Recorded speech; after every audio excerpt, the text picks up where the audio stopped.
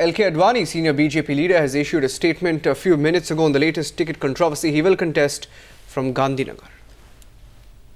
Well, that's the news coming in. We also have a political affairs editor, Navika Kumar and Aishwarya joining us on this story.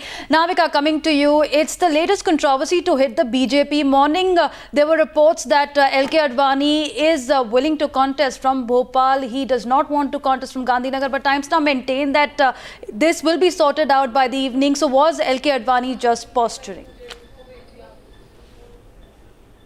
Well, it was clearly posturing. The senior leader of the BJP wanted adequate respect to be given to him, not a decision that's taken by the Parliamentary Board and the Central Election Committee, which he becomes party to willy-nilly. That's probably the situation that really went on. But what was very clear, the bottom line was very clear from the RSS. The RSS did not want any further controversy on this entire issue because it was really creating a perception problem as far as the BJP is concerned. On the other hand, Modi very adamant that LK Advani should contest from Gandhinagar because if he had decided to change his constituency to Bhopal, it would have sent a wrong signal as far as the voters of Gujarat are concerned. So all of that really decided that several top leaders of the BJP played a crucial role in all of this. Sushma Swaraj, Venkaiah Naidu and Arun Jaitley went and met up with Advani. Finally, the statement issued by LK Advani clearly pointing out